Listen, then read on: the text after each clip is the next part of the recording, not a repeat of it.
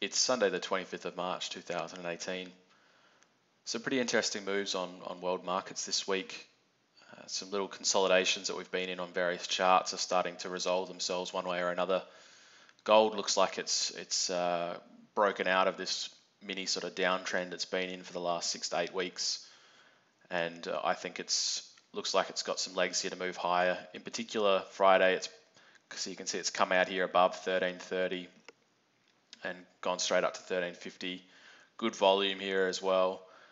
One of the common themes on the gold price in the last couple of years, probably the last 2 years, is the general sell down into Fed meetings, which was one on Wednesday where they raised short-term interest rates again, and then a buying of gold on the actual rates decision, which is almost always 90-95% chance in the market of it happening. So by that stage, it's kind of already priced in, and the move tends to be on the upside for gold after that. And you saw that in December as well. Sell down into Fed meeting in mid-December, move up. Same in 2016, same in 2015 as well. All of those, pretty sure on all of those occasions, the Fed raised rates, and I think there's similar here. So you can see in 2016, I've talked about this analog a couple of times. This one of the only periods in the last couple of years of up consolidation in an uptrend. Same thing happened. Consolidated sort of on a slight downtrend for about 6 weeks before moving higher.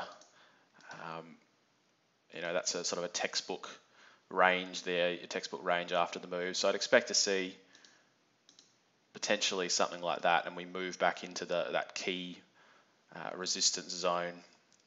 And I think this time it looks like there might be enough momentum at least to get through sort of the last year's highs around that 1365.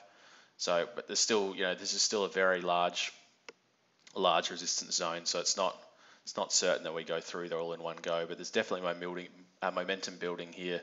Good volume as well coming into the market.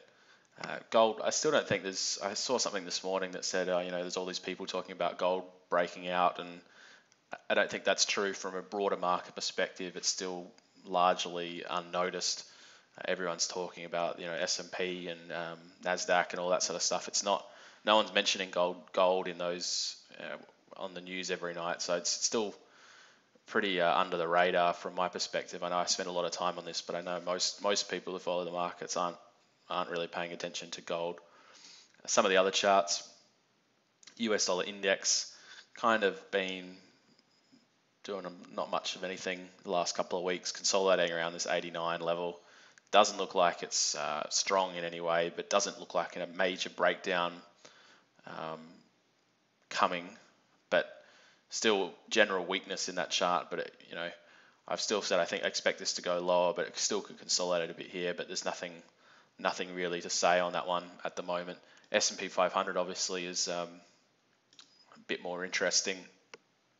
So this is this uptrend that I've been talking about for a long time now, and I think I mentioned in one of my previous videos how this is sort of the general candle formations we were starting to see here, and general just volatility is a perfect market top sort of formation after a long uptrend. And obviously now it's come back and it's really testing that low in February and testing this lower lower trend line here.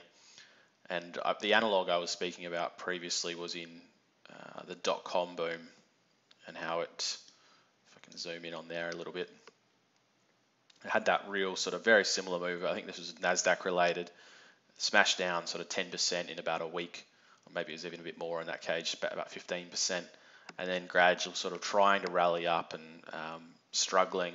And I think this is what we're likely to see here. So I don't think this market's going to break down immediately, but I'm sort of thinking that we might sort of start to move up maybe again toward this.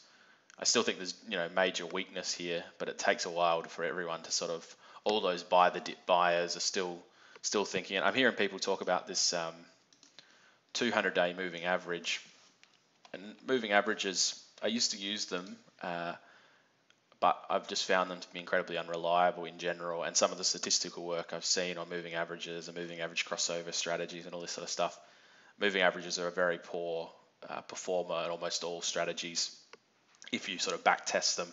But on the S&P 500, it does look like it has, it's been tested a few times and held. So maybe in certain markets, certain indicators have a more useful, and maybe in the S&P 500, it's the 200-day moving average is more important. Monday, I'm reckoning maybe we see a bit of a breakdown and then a reversal here. I think we're going to move back up to maybe sort of this sort of 2600s, 2700 level for then maybe still a couple of months in it, and then move down like we did in the .com bubble. But that 200-day moving average is going to break down at some point. It's just a matter of time. When you've been in this larger uptrend and you're starting to see a turn in the market, obviously the 200-day moving average will fall. I don't think this is not like the other buy the dips. You can tell just by the incredible volatility here. This is a lot different, and I don't see it some trend reversal and then this keeps going up to 3,000 back in this trend channel. I don't see that happening. Some of the other things, the Australian dollar looking pretty poor. And it's funny, even with the US dollar weakness or general sort of steadiness, Australian dollar has been performing very poorly, and it looks like it's got momentum. Even on Wednesday, it had a bit of a move with the Federal Reserve rates decision. Australian dollar's up sort of 1%, but then immediately gave all of that back on Thursday with the trade sort of China trade announcements or posturing by the US, and then again on Friday tried to rally again, push back down. I think I said in my last video that historically the Australian dollar has been one of the poorest performers in times of trade wars and this sort of stuff, and that makes sense given the importance of China to the Australian economy. So none of this is positive for the Australian dollar, and it looks like it's got further downside, and I think it's going to come and test this lower trend line here. So it might have downside toward sort of high 75s there, but in general it's weak. And even like if you look at it on sort of a zoom out a little bit onto the last 2 years, despite the US dollar weakness, Australian dollar has been pretty poor. It has not rallied hard. It's sort of up maybe 10% in that time, despite the fact that the US dollar index is down more like 15% in the last 18 months. So that's been my thesis behind Australian dollar gold for a while, is that it's going to outperform, and that's why I wanted to be in sort of those Australian producers. And you can see here an important move above this key sort of 1720 where we've been stuck for the last 18 months, and it's rallied hard up to 1750 in the last couple of days, and it looks like it wants to go higher. And in the past we've seen Australian dollar move very strongly at certain times, and we had these two massive moves in 2015, 2016, and that's what I've been looking for again. And the trajectory here looks like we could be going on for one of these kind of moves here, where we move up very quickly toward 1800, 1850, and obviously that'll be very beneficial for the local gold miners. Some of the bigger names have rallied in the last 6 weeks or last couple of months, despite Australian dollar gold being relatively steady. But names like Northern Star and Regis, Evolution, St. Barbara have all moved very strongly. So they've kind of already running ahead of this move. So maybe they're anticipating a little bit. The sort of mid-cap producers haven't moved as strongly, and I think those names that I put in some videos last week, like Ramelius or Silver Lake, these sort of companies, even Resolute, Dacian Gold, these companies I think have still got more upside, and I think they'll rally hard if this gold price moves up toward that. That's the all-time high, that around that 1850 level. So I think we've done our consolidation here, and this is with all the macro environment, all those things I just talked about with the China trade, Australian dollar looking weak, that and gold set up for a big move up towards sort of that multi-year resistance. That all of those factors are very positive for the Australian dollar gold price.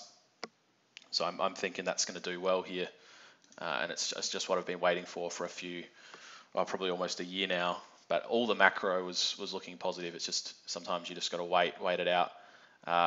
ASX 200. This is some old lines on here. I'll remove that moving average. As I said, I don't really use it that much, but starting to look pretty weak again. The ASX 200, as I've said a few times, it's not a market worth owning here, just based on the construction of the index and the we've got the Banking Royal Commission. Some of those names are doing pretty poorly, but ASX 200 is really just going to follow the US market down, in my opinion, and probably underperform even just because of the general weakness of some of the stocks and the sort of mature nature of most of the companies in the top 20, which makes up a large proportion of the index. Some of the gold indices, GDX, didn't really, had a bit of a move on the last couple of days, some decent volume coming in there, but bit of indecision on Friday. It tried to move up higher, but sort of stuck in that range all day. So, when people say that everyone's jumping on the speculative gold stocks and, people are anticipating a breakout in gold, the gold mining shares are usually the things that people play if they really want to speculate on gold, on the gold price.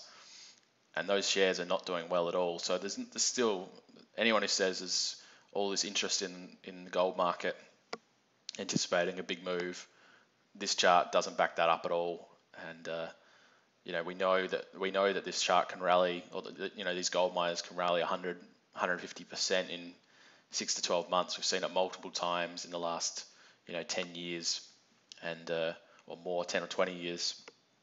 So yeah, it's still some indecision there, but I think this is going to do, these names are going to catch up strongly. If you look at on historical charts of valuation of gold stocks relative to gold, though a lot of the these indexes like the HUI or the GDX are at multi-year lows or multi-decade lows, I think in some cases. So I think this is going to do these names are going to do very well and a lot of these companies have reformed their balance sheets over the last sort of 3 or 4 years and sold off assets and making good cash flow. So they're actually, fundamentally, I think a lot of these companies are in the strongest position they have been for probably the last 10 years. So all the sort of factors are lined up there for a strong move in the mining stocks. GDXJ is the same. Probably even less interest there in the juniors.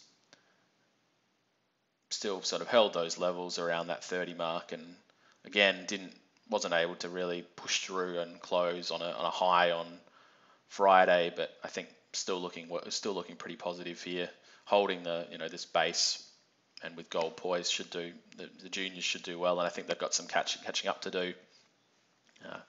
As I've said in some of the videos I put up last week, I'm favour some of those junior stocks with developing projects that I think are takeover targets and have good cash margins in the future.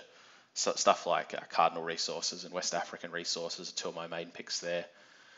So all in all, I think this was a sort of a pretty decisive week in world markets, and the S&P 500 looking pretty weak. Still, I think maybe can consolidate a bit. Gold looking poised for a good move up to test that multi-year resistance level as well. And I think it's probably likely to do it sooner rather than later based on the volume there and the strength of the move we saw after the Fed rate decision on Wednesday.